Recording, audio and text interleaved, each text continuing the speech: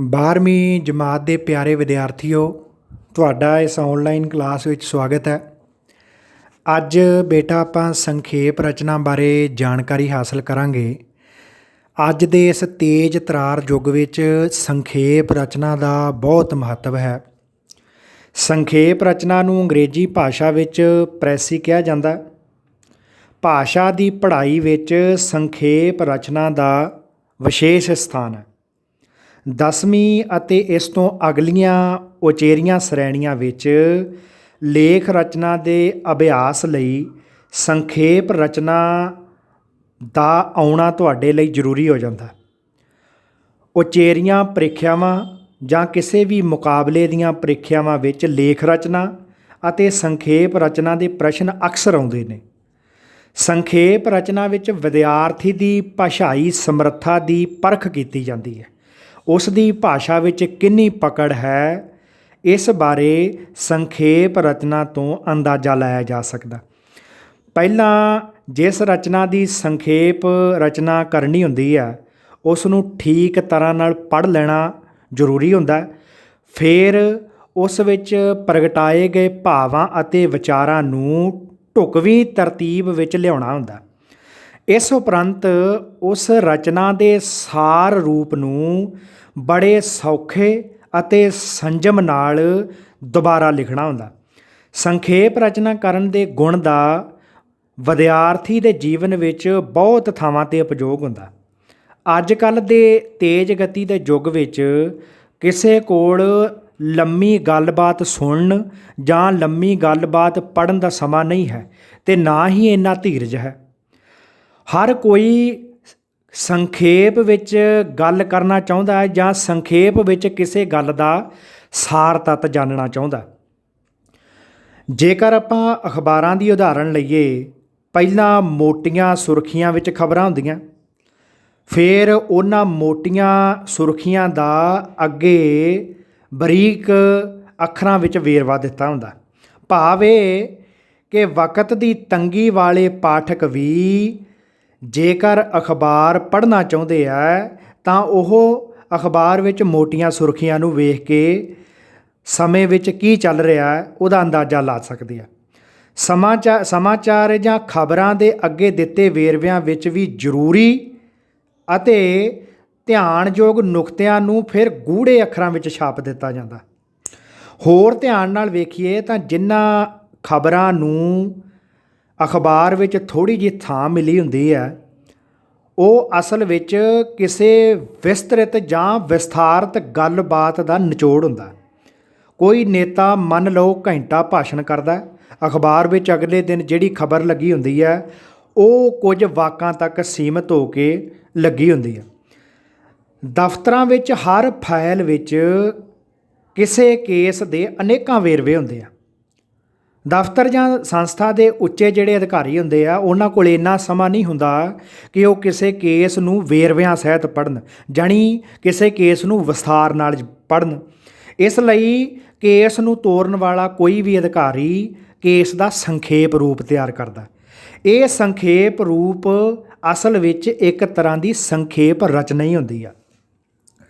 ਵੱਡੇ ਕਾਰੋਬਾਰੀ ਮੀਟਿੰਗਾਂ ਵਿੱਚ ਜਾਂ ਕਿਸੇ ਕਾਨਫਰੰਸ ਵਿੱਚ ਵੱਡੇ ਮੁੱਦਿਆਂ ਵਿੱਚ ਸੰਖੇਪ ਰੂਪ ਇਸ ਤਰ੍ਹਾਂ ਪੇਸ਼ ਕੀਤਾ ਜਾਂਦਾ ਹੈ ਕਿ ਭਾਗ ਲੈਣ ਵਾਲੇ ਮੈਂਬਰ ਉਹਨਾਂ ਨੂੰ ਇੱਕ ਝਾਤ ਵਿੱਚ ਹੀ ਪੜ੍ਹ ਲੈਂਦੇ ਆ। ਅੱਜ ਕੱਲ੍ਹ ਸਿਨੇਮਾ ਘਰਾਂ, TV ਉੱਤੇ ਵਿਖਾਈਆਂ ਜਾਣ ਵਾਲੀਆਂ ਫਿਲਮਾਂ ਜਾਂ ਸੀਰੀਅਲਾਂ ਦੇ ਸੰਖੇਪ ਰੂਪ ਅਖਬਾਰਾਂ ਵਿੱਚ ਪਹਿਲਾਂ ਹੀ ਦੇ ਦਿੱਤੇ ਜਾਂਦੇ ਆ। ਇਹ ਵੀ ਇੱਕ ਤਰ੍ਹਾਂ ਦੀ ਸੰਖੇਪ ਰਚਨਾ ਹੀ ਹੁੰਦੀ ਆ। ਕਿਸੇ ਲਿਖਤ ਜਾਂ ਉਸ ਦੇ ਕਿਸੇ ਭਾਗ ਦੇ ਸਾਰ ਜਾਂ ਨਿਚੋੜ ਨੂੰ ਸੰਖੇਪ ਰਚਨਾ ਕਿਹਾ ਜਾਂਦਾ। ਸੋ ਸੰਖੇਪ ਰਚਨਾ ਦੇ ਬੁਨਿਆਦੀ ਨੁਕਤਿਆਂ ਨੂੰ ਸਮਝਣ ਲਈ ਆਪਾਂ ਇੱਥੇ ਇੱਕ ਅੱਧੀ ਉਦਾਹਰਣ ਲੈਂਦੇ ਹਾਂ।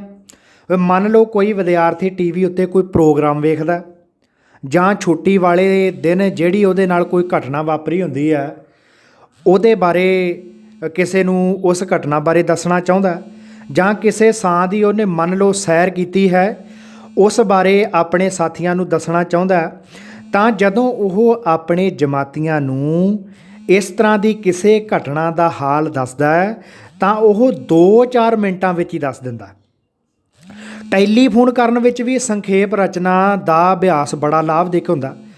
ਅੱਜ ਤੋਂ 5-7 ਸਾਲ ਪਹਿਲਾਂ ਜਦੋਂ ਸਾਡੇ ਲੋਕ ਬਾਹਰਲੇ ਮੁਲਕਾਂ ਵਿੱਚ ਆਪਣੇ ਸੰਬੰਧੀਆਂ ਨੂੰ ਟੈਲੀਫੋਨ ਕਰਦੇ ਸਨ ਤਾਂ ਟੈਲੀਫੋਨ ਦਾ ਖਰਚਾ ਮਹਿੰਗਾ ਪੈਂਦਾ ਸੀ। ਇਸ ਲਈ ਸੂਝਵਾਨ ਵਿਅਕਤੀ ਟੈਲੀਫੋਨ ਉੱਤੇ ਆਪਣੀ ਗੱਲਬਾਤ ਨੂੰ ਬੜੇ ਸੰਜਮ ਨਾਲ ਕਹਿੰਦੇ ਸੀ। ਇਹ ਨਹੀਂ ਕਿ ਉਹ ਖਰਚੇ ਕਰਕੇ 4 ਗੱਲਾਂ ਵਿੱਚੋਂ ਛੱਡ ਦਿੰਦੇ ਸਨ, ਸਗੋਂ ਸਾਰੀਆਂ ਜ਼ਰੂਰੀ ਗੱਲਾਂ ਨੂੰ ਘੱਟ ਤੋਂ ਘੱਟ ਸ਼ਬਦਾਂ ਵਿੱਚ ਕਹਿੰਦੇ ਸਨ। ਅੱਜ ਕੱਲ੍ਹ ਸੰਖੇਪਤਾ ਨੂੰ ਭਾਸ਼ਣ ਕਲਾ ਦਾ ਬਹੁਤ ਜ਼ਰੂਰੀ ਗੁਣ ਮੰਨਿਆ ਜਾਂਦਾ। ਸੋ ਜੇ ਤੁਸੀਂ ਭਾਸ਼ਾ ਨੂੰ ਸੰਜਮ ਵਿੱਚ ਕਹਿਣਾ ਜਾਣਦੇ ਹੋ ਤਾਂ ਤੁਹਾਡਾ ਇਹ ਵਿਸ਼ੇਸ਼ ਗੁਣ ਮੰਨਿਆ ਜਾਂਦਾ। ਦੂਜਿਆਂ ਦੇ ਸਤਿਕਾਰ ਵਿੱਚ ਉਹਨਾਂ ਦੇ ਸਮੇਂ ਦੀ ਕਦਰ ਕਰਨੀ ਇਹ ਵੀ ਸ਼ਾਮਲ ਹੁੰਦਾ। ਸੋ ਜਾਣੀ ਅਸੀਂ ਦੂਸਰਿਆਂ ਦਾ ਗੱਲਬਾਤ ਵਿੱਚ ਬਹੁਤਾ ਸਮਾਂ ਨਾ ਖਰਾਬ ਕਰੀਏ, ਇਸ ਲਈ ਵੀ ਸੰਜਮ ਚਾਹੀਦਾ। ਸੰਖੇਪ ਵਿੱਚ ਭਾਵ ਪ੍ਰਗਟਾਉਣ ਨਾਲ ਦੂਜਿਆਂ ਦੇ ਸਮੇਂ ਦੀ ਬਚਤ ਹੁੰਦੀ ਹੈ। ਸੋ ਮੁੱਖ ਤੌਰ 'ਤੇ ਇਹ ਗੱਲ ਕਹੀ ਜਾ ਸਕਦੀ ਹੈ ਕਿ ਵਿਅਕਤੀ ਦੀ ਭਾਸ਼ਾ ਸਮਰੱਥਾ ਦਾ ਪ੍ਰਗਟਾਵਾ ਸੰਖੇਪ ਰਚਨਾ ਤੋਂ ਹੋ ਜਾਂਦਾ। ਕਿੰਨੀ ਉਹਨੂੰ ਭਾਸ਼ਾ ਆਉਂਦੀ ਹੈ, ਕਿੰਨੀ ਉਹ ਭਾਸ਼ਾਈ ਸੰਜਮਤਾ ਵਰਤਦਾ, ਇਸ ਗੱਲ ਦਾ ਸਾਨੂੰ ਕਿਸੇ ਵਿਅਕਤੀ ਦੀ ਸੰਖੇਪ ਰਚਨਾ ਤੋਂ ਪਤਾ ਚੱਲ ਜਾਂਦਾ। ਅਸਲ ਵਿੱਚ ਭਾਸ਼ਾ ਸਮਰੱਥਾ ਦੋਵੇਂ ਤਰੀਕਿਆਂ ਨਾਲ ਪਰਖੀ ਜਾਂਦੀ ਹੈ। ਜਿੱਥੇ ਜ਼ਰੂਰਤ ਹੋਵੇ ਉੱਥੇ ਕਿਸੇ ਗੱਲ ਦਾ ਵਿਸਥਾਰ ਦੇ ਦਿੱਤਾ ਜਾਵੇ, ਜਿੱਥੇ ਜ਼ਰੂਰਤ ਨਹੀਂ ਜਾਂ ਸਮੇਂ ਦੀ ਘਾਟ ਹੈ ਉੱਥੇ ਕਿਸੇ ਗੱਲ ਨੂੰ ਸੰਖੇਪ ਰੂਪ ਵਿੱਚ ਕਹਿ ਦਿੱਤਾ ਜਾਵੇ। ਸੋ ਜਾਣੀ ਇਹ ਗੁਣ ਉਸ ਵਿਅਕਤੀ ਕੋਲ ਹੁੰਦੇ ਆ ਜਿਹੜੇ ਭਾਸ਼ਾ ਨੂੰ ਬੜੇ ਸੰਜਮ ਨਾਲ ਵਰਤਦੇ ਆ। ਬੇਟਾ ਕੁਝ ਗੁਣ ਨੇ ਜਿਹੜੇ ਸੰਖੇਪ ਰਚਨਾ ਲਈ ਬੜੇ ਜ਼ਰੂਰੀ ਆ। ਉਹ ਕਿਹੜੇ ਨੁਕਤੇ ਆ ਜਿਹੜੇ ਸਾਨੂੰ ਆਉਣੇ ਜ਼ਰੂਰੀ ਆ ਤਾਂ ਕਿ ਅਸੀਂ ਸੰਖੇਪ ਰਚਨਾ ਕਰ ਸਕੀਏ। ਆਪਾਂ ਇੱਥੇ ਉਹਨਾਂ ਬਾਰੇ ਗੱਲਬਾਤ ਕਰਦੇ ਹਾਂ। ਸੰਖੇਪ ਰਚਨਾ ਦਾ ਭਾਵ ਇਹ ਹੁੰਦਾ ਹੈ ਕਿ ਤੁਸੀਂ ਕਿਸੇ ਦਿੱਤੀ ਗਈ ਰਚਨਾ ਦੇ ਨੂੰ 1/3 ਹਿੱਸਾ ਉਹਦਾ ਕਰਨਾ ਹੁੰਦਾ। ਮੰਨ ਲਓ ਕਿਸੇ ਰਚਨਾ ਵਿੱਚ 180 ਸ਼ਬਦ ਹੈ ਤਾਂ ਤੁਸੀਂ ਉਹਨੂੰ 60 ਸ਼ਬਦਾਂ ਵਿੱਚ ਲਿਖਣਾ ਹੋਵੇਗਾ। ਉਹ ਇਹਦਾ ਮਤਲਬ ਇਹ ਨਹੀਂ ਹੈ ਬੇਟਾ ਕਿ ਤੁਸੀਂ ਬਿਲਕੁਲ ਸਹੀ 60 ਹੀ ਸ਼ਬਦ ਲਿਖਣੇ ਆ। 2-4 ਵੱਧ ਵੀ ਹੋ ਸਕਦੇ ਆ, 2-4 ਘੱਟ ਵੀ ਹੋ ਸਕਦੇ ਆ। ਲੇਕਿਨ ਸੰਜਮ ਇਸ ਗੱਲ 'ਚ ਜਾਂ ਸੰਖੇਪ ਰਚਨਾ ਕਰਨ ਸਮੇਂ ਇਹ ਗੱਲ ਧਿਆਨ ਰੱਖੀ ਜਾਣੀ ਚਾਹੀਦੀ ਹੈ ਕਿ ਅਸੀਂ ਉਸ ਨੂੰ ਆਪਣੇ ਸ਼ਬਦਾਂ ਵਿੱਚ ਬੜੇ ਸੰਜਮ ਨਾਲ ਕਹੀਏ। ਸੰਖੇਪ ਰਚਨਾ ਦਾ ਭਾਵ ਇਹ ਨਹੀਂ ਹੈ ਕਿ ਤੁਸੀਂ ਕੁਝ ਵਾਕ ਜਿਉਂ ਦੇ ਤਿਉਂ ਕਿਸੇ ਪਹਿਰੇ ਵਿੱਚੋਂ ਚੱਕ ਕੇ ਲਿਖਦੇ ਹੋ। ਇਹ ਨਹੀਂ ਹੁੰਦਾ। ਅਸਲ ਵਿੱਚ ਇਸ ਦਾ ਮਤਲਬ ਇਹ ਹੈ ਕਿ ਰਚਨਾ ਦੇ ਵਿਚਾਰਾਂ ਦੇ ਨਿਚੋੜ ਜਾਂ ਸਾਰ ਨੂੰ ਆਪਣੇ ਸ਼ਬਦਾਂ ਵਿੱਚ ਲਿਖਣਾ। ਇਹਨਾਂ ਸ਼ਬਦਾਂ ਦੀ ਗਿਣਤੀ ਪ੍ਰਸ਼ਨ ਵਿੱਚ ਦਿੱਤੀ ਰਚਨਾ ਦੇ ਸ਼ਬਦਾਂ ਦੀ 1/3 ਦੇ ਲਗਭਗ ਹੋਣੀ ਚਾਹੀਦੀ ਹੈ। ਜਿਵੇਂ ਆਪਾਂ ਪਹਿਲਾਂ ਗੱਲ ਕੀਤੀ ਹੈ ਕਿ ਜੇਕਰ 180 ਸ਼ਬਦ ਨੇ ਤਾਂ ਤੁਹਾਨੂੰ ਉਹਨਾਂ ਨੂੰ 60 ਸ਼ਬਦਾਂ ਦੇ ਨੇੜੇ ਤੇੜੇ ਲਿਖਣਾ ਹੋਵੇਗਾ। ਸੰਖੇਪ ਰਚਨਾ ਦਾ ਭਾਵ ਇਹ ਵੀ ਨਹੀਂ ਕਿ ਤੁਸੀਂ ਕਿਸੇ ਰਚਨਾ ਦੇ ਅੱਖਰਾਂ ਨੂੰ ਬਰੀਕ ਬਰੀਕ ਕਰਕੇ ਲਿਖਦੇ ਹੋ, ਜਾਣੀ ਛੋਟਾ ਕਰਕੇ ਲਿਖਦੇ ਹੋ। ਇਹ ਵੀ ਸੰਖੇਪ ਰਚਨਾ ਨਹੀਂ ਹੈ। ਹੁਣ ਪ੍ਰਸ਼ਨ ਇਹ ਪੈਦਾ ਹੁੰਦਾ ਹੈ ਕਿ ਸੰਖੇਪ ਰਚਨਾ ਨੂੰ 1/3 ਹਿੱਸੇ ਵਿੱਚ ਲਿਖਣ ਲਈ ਕਿਹੜੇ ਗੁਣ ਨੇ ਜਾਂ ਉਹ ਕਿਹੜੇ ਗੁਰ ਨੇ ਜਿਹੜੇ ਸਾਨੂੰ ਆਉਣੇ ਜ਼ਰੂਰੀ ਆ। ਆਪਾਂ ਬੇਟਾ ਇੱਥੇ ਉਹ ਗੁਰਾਂ ਬਾਰੇ ਜਾਂ ਉਹ ਗੁਣਾਂ ਬਾਰੇ ਗੱਲਬਾਤ ਕਰਾਂਗੇ ਜਿਹੜੇ ਸੰਖੇਪ ਰਚਨਾ ਕਰਨ ਵਾਲੇ ਮਾਹਿਰਾਂ ਨੇ ਸਾਨੂੰ ਦੱਸੇ ਆ। ਸੋ ਪਹਿਲਾ ਗੁਰ ਕੀ ਹੈ ਬੇਟਾ, ਵਿਦਿਆਰਥੀਆਂ ਨੇ ਹੇਠਲੀਆਂ ਸ਼੍ਰੇਣੀਆਂ ਵਿੱਚੋਂ ਬਹੁਤੇ ਸ਼ਬਦਾਂ ਦੀ ਥਾਂ ਇੱਕ ਸ਼ਬਦ ਦੀ ਵਰਤੋਂ ਕਰਨ ਬਾਰੇ ਪੜ੍ਹਿਆ ਹੈ। ਜਾਣੀ ਤੁਸੀਂ ਜਿਹੜੀਆਂ 10ਵੀਂ ਤੋਂ ਥੱਲੇ ਵਾਲੀਆਂ ਕਲਾਸਾਂ ਜਾਂ 10ਵੀਂ 11ਵੀਂ ਹੈ ਬੇਟਾ, ਇਸ ਤੋਂ ਥੱਲੇ ਵਾਲੀਆਂ ਕਲਾਸਾਂ ਵਿੱਚ ਇਹ ਗੱਲ ਜਾਣੀ ਹੈ ਕਿ ਬਹੁਤੇ ਸ਼ਬਦਾਂ ਦੀ ਥਾਂ ਇੱਕ ਸ਼ਬਦ ਹੁੰਦਾ। ਸੋ ਜੇ ਸੰਖੇਪ ਰਚਨਾ ਵਿੱਚ ਕੋਈ ਇਹੋ ਜਿਹਾ ਸੰਖੇਪ ਰਚਨਾ ਦਾ ਕੋਈ ਇਸ ਤਰ੍ਹਾਂ ਦਾ ਵਾਕ ਆਉਂਦਾ ਜਿਹਦਾ ਫੈਲਾਅ ਬਹੁਤ ਜ਼ਿਆਦਾ ਤਾਂ ਤੁਸੀਂ ਉਸ ਨੂੰ ਇੱਕ ਸ਼ਬਦ ਦੇ ਕੇ ਘਟਾ ਸਕਦੇ ਹੋ। ਆਪਾਂ ਇੱਥੇ ਉਦਾਹਰਣ ਲੈਂਦੇ ਹਾਂ ਕਿ ਮੰਨ ਲਓ ਇੱਕ ਵਾਕ ਹੈ, ਸੁੰਦਰ ਦਾ ਅਜੇ ਤੱਕ ਵਿਆਹ ਨਹੀਂ ਸੀ ਹੋਇਆ। ਇਸ ਵਾਕ ਵਿੱਚ 8 ਸ਼ਬਦ ਨੇ। ਆਪਾਂ ਇਸ ਨੂੰ ਘਟਾ ਕੇ ਇਸ ਤਰ੍ਹਾਂ ਵੀ ਲਿਖ ਸਕਦੇ ਹਾਂ, ਸੁੰਦਰ ਅਜੇ ਅਣਵਿਆਹਿਆ ਸੀ। ਇਹਦੇ 'ਚ 4 ਸ਼ਬਦ ਰਹਿ ਗਏ।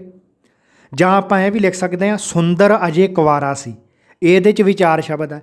ਜਾਣੀ 8 ਸ਼ਬਦਾਂ ਨੂੰ 4 ਸ਼ਬਦਾਂ ਵਿੱਚ ਲਿਖ ਦਿੱਤਾ। ਇਸੇ ਤਰ੍ਹਾਂ ਹੀ ਇਹ ਵੀ ਹੈ ਕਿ ਸਾਰਾ ਅਸਮਾਨ ਬੱਦਲਾਂ ਨਾਲ ਭਰਿਆ ਹੋਇਆ ਸੀ। ਇਸ ਵਾਕ ਵਿੱਚ 7 ਸ਼ਬਦ ਨੇ। ਅਤੇ ਆਪਾਂ ਜੇ ਇਸ ਨੂੰ ਸੰਖੇਪ ਕਰਕੇ ਲਿਖਣਾ ਹੋਵੇ, ਬੱਦਲਬਾਈ ਹੋਈ ਸੀ। ਇਹ 4 ਸ਼ਬਦ ਰਹਿ ਗਏ। ਸੋ ਜਾਣੀ ਇਸ ਤਰ੍ਹਾਂ ਬੇਟਾ ਪਹਿਲਾ ਗੁਰ ਇਹ ਹੈ ਕਿ ਤੁਸੀਂ ਬਹੁਤੇ ਸ਼ਬਦਾਂ ਦੀ ਥਾਂ ਇੱਕ ਸ਼ਬਦ ਜਿਹੜਾ ਆਪਾਂ ਵਰਤ ਸਕਦੇ ਹੁੰਦੇ ਆ, ਉਹਦਾ ਤੁਹਾਨੂੰ ਵੱਲ ਆਉਣਾ ਚਾਹੀਦਾ, ਉਹਦਾ ਤੁਹਾਨੂੰ ਤਰੀਕਾ ਆਉਣਾ ਚਾਹੀਦਾ। ਦੂਜਾ ਗੁਣ ਕੀ ਹੈ? ਜੇਕਰ ਜ਼ਰੂਰਤ ਮਹਿਸੂਸ ਹੋਵੇ, ਢੁਕਵਾਂ ਮੁਹਾਵਰਾ, ਵਾਕੰਸ਼ ਜਾਂ ਕੋਈ ਅਖੌਤ ਜੇ ਤੁਹਾਨੂੰ ਆਉਂਦੀ ਹੈ ਸਮੇਂ 'ਤੇ, ਜਾਂ ਤੁਹਾਨੂੰ ਲੱਗਦਾ ਕਿ ਇੱਥੇ ਇਹ ਵਰਤ ਲਈ ਜਾ ਸਕਦੀ ਹੈ, ਤਾਂ ਤੁਸੀਂ ਉਹ ਮੁਹਾਵਰਾ, ਵਾਕੰਸ਼ ਜਾਂ ਅਖੌਤ ਵਰਤ ਸਕਦੇ ਹੋ। ਆਪਾਂ ਇਸ ਦੀ ਉਦਾਹਰਣ ਲੈਂਦੇ ਹਾਂ। ਦੇਖੋ, ਮੰਨ ਲਓ ਵਾਕ ਇਸ ਤਰ੍ਹਾਂ ਆਉਂਦਾ ਹੈ, ਸੰਤੋਖ ਨੂੰ ਕੋਈ ਪੁੱਛਦਾ ਗਿੱਛਦਾ ਹੀ ਨਹੀਂ, ਉਸ ਦੀ ਕਹੀ ਕਿਸੇ ਗੱਲ ਵੱਲ ਕੋਈ ਧਿਆਨ ਨਹੀਂ ਦਿੰਦਾ। ਇਸ ਵਾਕ ਵਿੱਚ 16 ਸ਼ਬਦ ਨੇ। ਅਤੇ ਆਪਾਂ ਇਹਨੂੰ ਜੇ ਸੰਖੇਪ ਰਚਨਾ ਕਰਦੇ ਸਮੇਂ ਆਪਾਂ ਇਹਨੂੰ ਇਉਂ ਵੀ ਲਿਖ ਸਕਦੇ ਹਾਂ, ਸੰਤੋਖ ਨਾ 3 ਚੋਂ ਹੈ ਨਾ 13 ਵਿੱਚੋਂ। ਜਾਣੀ ਜਿਹੜੇ ਬੰਦੇ, ਇਹ ਜਿਹੜੀ ਅਖੌਤ ਹੈ ਬੇਟਾ ਉਦੋਂ ਵਰਤੀ ਜਾਂਦੀ ਹੈ ਜਦੋਂ ਬੰਦੇ ਨੂੰ ਕੋਈ ਪੁੱਛਦਾ ਗਿੱਛਦਾ ਨਾ ਹੋਵੇ। ਸੋ ਜਾਣੀ ਇਹ ਇੱਥੇ ਜਿਹੜੇ ਆ ਸਿਰਫ 8 ਸ਼ਬਦ ਰਹਿ ਗਏ। ਜਿਹੜਾ ਆਪਾਂ ਪਹਿਲਾਂ ਵਾਕ ਬੋਲਿਆ ਸੀ ਕਿ ਸੰਤੋਖ ਨੂੰ ਕੋਈ ਪੁੱਛਦਾ ਗਿੱਛਦਾ ਨਹੀਂ, ਉਸ ਦੀ ਕਿਸੇ ਗੱਲ ਦੀ ਕੋਈ ਧਿਆਨ ਨਹੀਂ ਦਿੰਦਾ, ਇਹ 16 ਸ਼ਬਦ ਸੀ। ਆਪਾਂ ਇਹਨਾਂ ਨੂੰ ਬਣਾ ਕੇ 8 ਕਰ ਲਿਆ ਕਿ ਸੰਤੋਖ ਨਾ 3 ਵਿੱਚ ਹੈ ਨਾ 13 ਵਿੱਚ। ਹੋਰ ਵੀ ਆਪਾਂ ਇੱਕ ਵਾਕ ਹੋਰ ਲੈਂਦੇ ਹਾਂ, ਮੇਰਾ ਗਿਆਨ ਬਹੁਤ ਥੋੜ੍ਹਾ ਹੈ, ਬਾਹਰਲੀ ਦੁਨੀਆ ਦੀ ਮੈਨੂੰ ਬਹੁਤੀ ਜਾਣਕਾਰੀ ਨਹੀਂ, ਬਸ ਇੱਥੇ ਹੀ ਰਹਿੰਦਾ ਹਾਂ। ਇਹ 'ਚ 17 ਸ਼ਬਦ ਨੇ। ਆਪਾਂ ਇਸ ਨੂੰ ਇਉਂ ਵੀ ਲਿਖ ਸਕਦੇ ਹਾਂ ਜੇ ਸਾਨੂੰ ਮੁਹਾਵਰਾ ਆਉਂਦਾ ਹੈ, ਕਿਹੜਾ? ਮੈਂ ਤਾਂ ਖੂਹ ਦਾ ਡੱਡੂ ਹਾਂ। ਖੂਹ ਦਾ ਡੱਡੂ ਬੇਟਾ ਉਹ ਹੁੰਦਾ ਹੈ ਜਿਹੜੇ ਨੂੰ ਬਹੁਤੀ ਜਾਣਕਾਰੀ ਨਹੀਂ ਹੁੰਦੀ। ਸੋ ਯਾਨੀ ਇਹ ਦੂਸਰਾ ਗੁਰ ਸੀ ਬੇਟਾ, ਜਿਹੜੇ ਜੇਕਰ ਸਾਨੂੰ ਕੋਈ ਟਾਈਮ 'ਤੇ ਮੁਹਾਵਰਾ, ਅਖੌਤ ਜਾਂ ਕੋਈ ਵਾਕੰਸ਼ ਸੁੱਝ ਜਾਵੇ ਤਾਂ ਅਸੀਂ ਉਸ ਨੂੰ ਵਰਤ ਕੇ ਛੋਟਾ ਕਰ ਸਕਦੇ ਹਾਂ। ਤੀਜਾ ਗੁਣ ਕੀ ਹੈ? ਮੂਲ ਰਚਨਾ ਵਿੱਚ ਸਜਾਵਟ ਲਈ ਕਈ ਸ਼ਬਦ ਦਿੱਤੇ ਹੁੰਦੇ ਆ, ਉਹਨਾਂ ਨੂੰ ਛੱਡ ਦਿੱਤਾ ਜਾਣਾ ਚਾਹੀਦਾ। ਜਿਵੇਂ ਕਿਹੜੇ ਸਜਾਵਟ ਲਈ ਕਿਹੜੇ ਸ਼ਬਦ ਹੈ?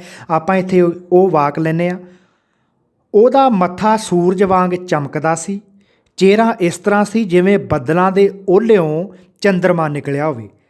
ਇਹ ਵੀ ਕਿਹਾ ਜਾ ਸਕਦਾ ਹੈ ਕਿ ਉਸ ਦੇ ਚਿਹਰੇ 'ਤੇ ਬਾਲਾਂ ਵਰਗੀ ਮਾਸੂਮੀਅਤ ਸੀ। ਇਸ ਪਹਿਰੇ ਵਿੱਚ ਬੇਟਾ 32 ਸ਼ਬਦ ਨੇ। ਆਪਾਂ ਇਸ ਨੂੰ ਇਉਂ ਵੀ ਲਿਖ ਸਕਦੇ ਹਾਂ ਕਿ ਉਸ ਦੇ ਚਿਹਰੇ 'ਤੇ ਤੇਜ, ਸੁਹੱਪਣ ਅਤੇ ਮਾਸੂਮੀਅਤ ਝਲਕਦੀ ਸੀ। ਸਿਰਫ 9 ਸ਼ਬਦ ਰਹਿ ਗਏ, ਸਿਰਫ 9 ਸ਼ਬਦ। ਉਸ ਦੇ ਚਿਹਰੇ 'ਤੇ ਤੇਜ, ਸੁਹੱਪਣ ਅਤੇ ਮਾਸੂਮੀਅਤ ਝਲਕਦੀ ਸੀ। ਯਾਨੀ 9 ਸ਼ਬਦ ਰਹਿ ਗਏ। ਪਹਿਲਾਂ ਵਾਲੇ ਵਾਕ ਜਿਹੜਾ ਪਹਿਰਾ ਸੀ ਉਹਨੂੰ ਜਦੋਂ ਉਹ ਬਹੁਤ ਸਾਰਾ ਹਿੱਸਾ ਬੇਟਾ ਉਹਦੇ 'ਚੋਂ ਕੱਟਿਆ ਜਾ ਸਕਦਾ ਸੀਗਾ। ਇਸ ਲਈ ਜਦੋਂ ਅਸੀਂ ਉਸ ਨੂੰ ਕੱਟਿਆ ਤਾਂ ਸਿਰਫ 9 ਸ਼ਬਦ ਰਹਿ ਗਏ। ਪਹਿਲਾਂ ਵਾਲੇ ਪਹਿਰੇ ਵਿੱਚ 32 ਸ਼ਬਦ ਸੀ। ਸੋ ਇਹ ਜਿਹੜਾ ਗੁਣ ਹੈ ਬੇਟਾ ਅਭਿਆਸ ਨਾਲ ਆਉਂਦਾ ਹੈ। ਇਹ ਜਦੋਂ ਤੁਸੀਂ ਦਿੱਤੇ ਗਏ ਪਹਿਰਿਆਂ ਦਾ ਅਭਿਆਸ ਕਰਦੇ ਹੋ ਤਾਂ ਇਸ ਤਰ੍ਹਾਂ ਦਾ ਜਿਹੜਾ ਗੁਣ ਹੈ ਤੁਹਾਡੇ 'ਚ ਆ ਜਾਂਦਾ।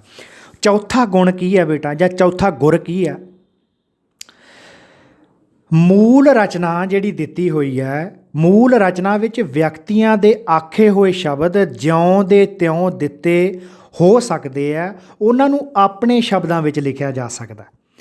ਮੰਨ ਲਓ ਕਿਸੇ ਬੰਦੇ ਨੇ ਜਾਂ ਕਿਸੇ ਲੇਖਕ ਨੇ ਜਿਹੜੇ ਸ਼ਬਦ ਲਿਖੇ ਹੋਏ ਆ, ਤੁਸੀਂ ਉਹਨਾਂ ਨੂੰ ਸੰਖੇਪ ਕਰਕੇ ਆਪਣੇ ਸ਼ਬਦਾਂ 'ਚ ਲਿਖ ਸਕਦੇ ਹੋ। ਕਿਵੇਂ?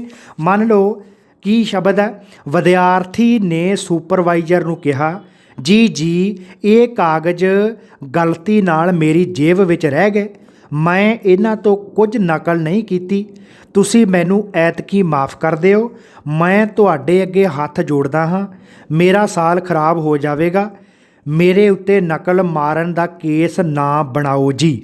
ਜਾਣੀ ਵਿਦਿਆਰਥੀ ਨੇ ਸੁਪਰਵਾਈਜ਼ਰ ਨੂੰ ਇਹ ਸ਼ਬਦ ਕਹੇ ਆ। ਇਹ ਬੇਟਾ 49 ਸ਼ਬਦ ਨੇ, 49 ਸ਼ਬਦ। ਸੋ ਜਾਣੀ ਜਦੋਂ ਆਪਾਂ ਇਹਨੂੰ ਸੰਖੇਪ ਆਪਣੇ ਸ਼ਬਦਾਂ 'ਚ ਲਿਖਾਂਗੇ ਉਦੋਂ ਕੀ ਬਣਾ ਸਕਦੇ ਆ? ਵਿਦਿਆਰਥੀ ਨੇ ਸੁਪਰਵਾਈਜ਼ਰ ਕੋਲ ਗਿੜ ਗੜਾਉਂਦੇ ਹੋਏ ਕਿਹਾ, ਕਾਗਜ਼ ਲਿਆਉਣ ਲਈ ਖਿਮਾ ਦਿੱਤੀ ਜਾਵੇ ਜੀ। ਇਹ ਕੁੱਲ 13 ਸ਼ਬਦ ਰਹਿ ਗਏ, ਜਿਹੜੇ 49 ਸ਼ਬਦ ਸੀ ਇਹਦੇ ਵਿੱਚ 13 ਰਹਿ ਗਏ। ਸੋ ਜਾਣੀ ਇਹ ਵੀ ਬੇਟਾ ਤਾਂ ਤੁਹਾਨੂੰ ਆਏਗਾ ਜੇਕਰ ਤੁਸੀਂ ਅਭਿਆਸ ਕਰੋਗੇ। ਹੁਣ ਪੰਜਵਾਂ ਗੁਣ ਕੀ ਹੈ ਕਿ ਕਈ ਵਾਰੀ ਨਾ ਜਿਹੜੀ ਰਚਨਾ ਦਾ ਤੁਹਾਨੂੰ ਸੰਖੇਪ ਕਰਨ ਲਈ ਕਿਹਾ ਜਾਂਦਾ ਹੈ, ਉਹਦੇ 'ਚ ਬਹੁਤ ਸਾਰਾ ਵਾਧੂ ਦੁਹਰਾ ਹੁੰਦਾ ਹੈ, ਜਿਹਦੀ ਲੋੜ ਨਹੀਂ ਹੁੰਦੀ ਉਹਨੂੰ ਛੱਡਿਆ ਜਾ ਸਕਦਾ। ਜਿਵੇਂ ਨੇਤਾ ਜੀ ਨੇ ਕਿਹਾ, ਵੀਰੋ ਤੇ ਭੈਣੋ ਤੁਸੀਂ ਸਿਆਣੇ ਹੋ, ਸਮਝਦਾਰ ਹੋ, ਪੜ੍ਹੇ ਲਿਖੇ ਹੋ, ਸਭ ਕੁਝ ਜਾਣਦੇ ਹੋ। ਮੈਂ ਤੁਹਾਨੂੰ ਕੋਈ ਅਪੀਲ ਨਹੀਂ ਕਰਨੀ, ਕੋਈ ਜ਼ੋਰ ਨਹੀਂ ਪਾਉਣਾ, ਮੁੜ ਨਹੀਂ ਕਹਿਣਾ। ਬਸ ਇਹੋ ਕਹਿਣਾ ਹੈ ਕਿ ਮੈਂ ਤੁਹਾਡਾ ਆਪਣਾ ਹਾਂ, ਤੁਸੀਂ ਵੋਟ ਮੈਨੂੰ ਹੀ ਪਾਉਣਾ। 45 ਸ਼ਬਦ ਨੇ ਇਸ ਪਹਿਰੇ ਵਿੱਚ। ਹੁਣ ਜਦੋਂ ਆਪਾਂ ਇਸ ਨੂੰ ਇਹਦੇ ਵਾਧੂ ਜਿਹੜਾ ਦੁਹਰਾ ਹੈ ਉਹਨੂੰ ਜਦੋਂ ਛੱਡਾਂਗੇ ਤਾਂ ਆਪਾਂ ਇਉਂ ਕਹਿ ਸਕਦੇ ਹਾਂ ਕਿ ਇਹਦਾ ਨਿਚੋੜ ਇਹ ਹੈ ਕਿ ਨੇਤਾ ਨੇ ਵੋਟਰਾਂ ਦੀ ਪ੍ਰਸ਼ੰਸਾ ਕਰਦਿਆਂ ਉਹਨਾਂ ਤੋਂ ਆਪਣੇ ਲਈ ਵੋਟਾਂ ਮੰਗੀਆਂ। 45 ਸ਼ਬਦ ਸੀ ਪਹਿਲੇ ਪਹਿਰੇ ਵਿੱਚ, ਸਿਰਫ 12 ਸ਼ਬਦ ਰਹਿ ਗਏ ਜਿਹੜਾ ਆਪਾਂ ਸੰਖੇਪ ਕਰਕੇ ਬਣਾਏ ਆ। ਨੇਤਾ ਨੇ ਵੋਟਰਾਂ ਦੀ ਪ੍ਰਸ਼ੰਸਾ ਕਰਦਿਆਂ ਉਹਨਾਂ ਤੋਂ ਆਪਣੇ ਲਈ ਵੋਟਾਂ ਮੰਗੀਆਂ। ਜਿਹੜੇ 'ਚ 45 ਸ਼ਬਦ ਸੀ ਉਹਦੇ ਵਿੱਚ ਵੀ ਉਸਨੇ ਵੋਟਾਂ ਦੀ ਮੰਗ ਕੀਤੀ ਸੀ, ਲੇਕਿਨ ਵਾਧੂ ਦਾ ਦੁਹਰਾ ਕੀਤਾ ਹੋਇਆ ਸੀ। ਸੋ ਜਾਣੀ ਬੇਟਾ ਇਹ 5 ਗੁਣ ਸੀ ਜਿਹੜੇ ਤੁਹਾਨੂੰ ਸੰਖੇਪ ਰਚਨਾ ਕਰਨ ਲਈ ਆਉਣੇ ਚਾਹੀਦੇ। ਹੁਣ ਗੱਲ ਇਹ ਹੈ ਕਿ ਸੰਖੇਪ ਰਚਨਾ ਤੁਹਾਨੂੰ ਆਵੇਗੀ ਕਿਵੇਂ, ਇਹਦੇ ਬਾਰੇ ਵੀ ਆਪਾਂ ਥੋੜ੍ਹੀ ਜਿਹੀ ਗੱਲ ਕਰ ਲੈਂਦੇ ਹਾਂ। ਸੰਖੇਪ ਰਚਨਾ ਲਗਾਤਾਰ ਅਭਿਆਸ ਕਰਨ ਪਿੱਛੋਂ ਆਉਂਦੀ ਹੈ। ਇਹ ਇੱਕ ਬੜਾ ਵਧੀਆ ਹੁਨਰ ਹੈ ਬੇਟਾ। ਇਹ ਹੁਨਰ ਤਾਂ ਤੁਹਾਨੂੰ ਆਏਗਾ ਜੇਕਰ ਤੁਸੀਂ ਬਾਰ-ਬਾਰ ਇਸ ਦਾ ਅਭਿਆਸ ਕਰੋਗੇ। ਸਭ ਤੋਂ ਪਹਿਲੀ ਗੱਲ ਕਿ ਜਿਹੜੀ ਰਚਨਾ ਜਾਂ ਜਿਸ ਰਚਨਾ ਬਾਰੇ ਸੰਖੇਪ ਰਚਨਾ ਕਰਨੀ ਹੈ ਉਹਨੂੰ ਬੜੇ ਇਕਾਗਰ ਅਤੇ ਠਰੰਮੇ ਨਾਲ ਪੜ੍ਹਿਆ ਜਾਵੇ। ਜੇ ਇੱਕ ਵਾਰੀ ਪਾਠ ਪੜ੍ਹਨ ਨਾਲ ਗੱਲ ਨਹੀਂ ਬਣਦੀ ਜਾਂ ਤੁਹਾਨੂੰ ਸਪਸ਼ਟ ਨਹੀਂ ਹੁੰਦਾ ਕਿ ਕੀ ਹੈ, ਤਾਂ ਦੂਜੀ ਵਾਰੀ ਉਸ ਰਚਨਾ ਨੂੰ ਪੜ੍ਹ ਲੈਣਾ ਚਾਹੀਦਾ। ਭਾਵ ਇਹ ਹੈ ਕਿ ਦਿੱਤੀ ਹੋਈ ਰਚਨਾ ਨੂੰ ਪੂਰੀ ਤਰ੍ਹਾਂ ਸਮਝ ਲਿਆ ਜਾਵੇ ਅਤੇ ਫਿਰ ਹੀ ਇਸ ਦਾ ਸੰਖੇਪ ਕੀਤਾ ਜਾਵੇ। ਫਿਰ ਇਸ ਰਚਨਾ ਦੇ ਮੋٹے ਨੁਕਤੇ ਜਿਹੜੇ ਆ ਉਹ ਨੋਟ ਕਰ ਲੈਣੇ ਚਾਹੀਦੇ ਆ। ਅਜਿਹਾ ਕਰਦੇ ਹੋਏ ਇਹਨਾਂ ਨੁਕਤਿਆਂ ਦੀ ਤਰਤੀਬ ਵੀ ਬਣਾਉਣੀ ਚਾਹੀਦੀ ਹੈ।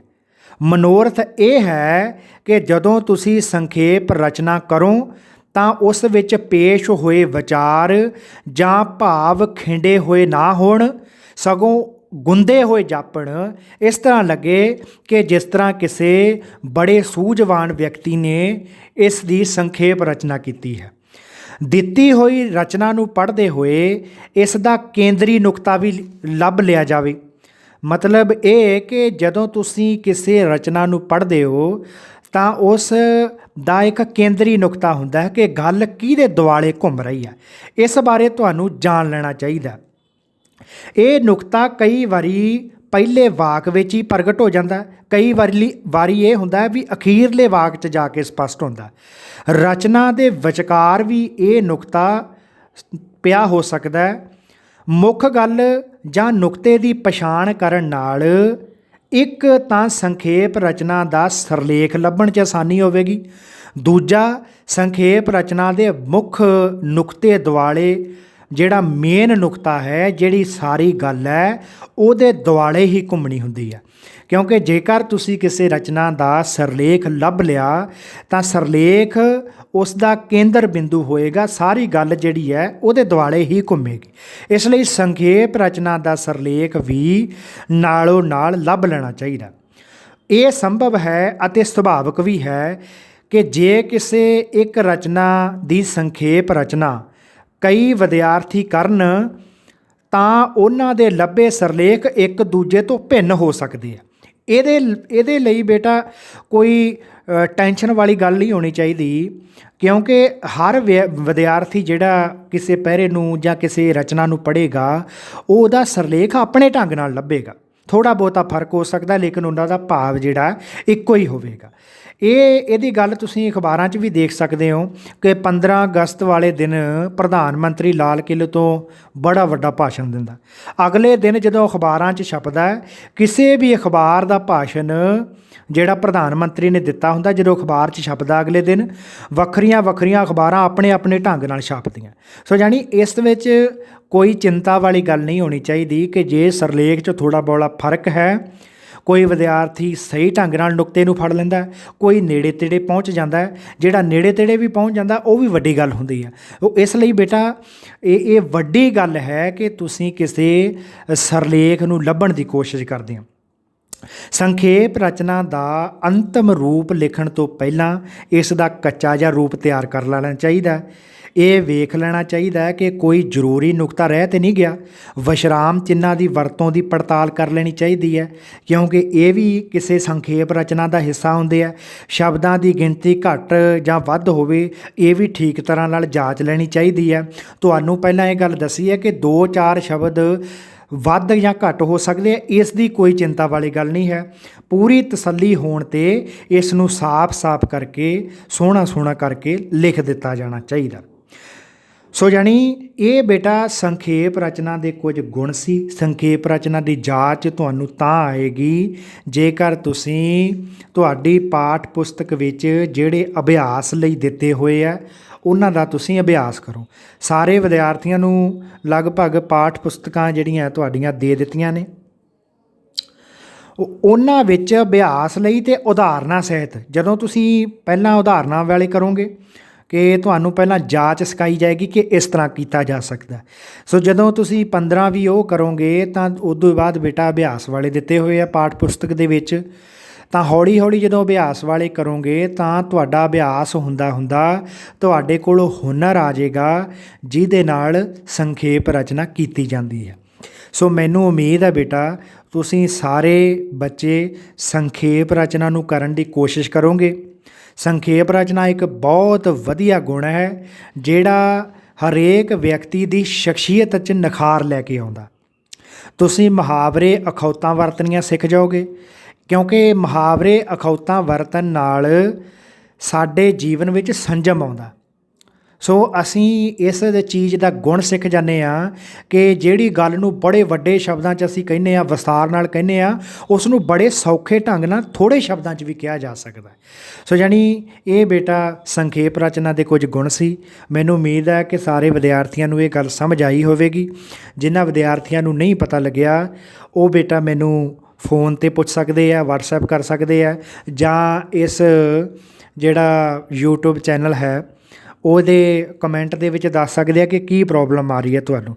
ਸਾਰੇ ਵਿਦਿਆਰਥੀਆਂ ਨੇ ਮੈਨੂੰ ਉਮੀਦ ਹੈ ਧਿਆਨ ਨਾਲ ਸੁਣਿਆ ਹੋਵੇਗਾ। ਸਾਰੇ ਵਿਦਿਆਰਥੀਆਂ ਦਾ ਬਹੁਤ ਬਹੁਤ ਧੰਨਵਾਦ। ਅਗਲੀ ਕਲਾਸ ਲੈ ਕੇ ਫਿਰ ਮਿਲਾਂਗੇ। ਤਦ ਤੱਕ ਲਈ ਸਾਰੇ ਬੱਚਿਆਂ ਨੂੰ ਪਿਆਰ ਭਰੀ ਸਤਿ ਸ੍ਰੀ ਅਕਾਲ।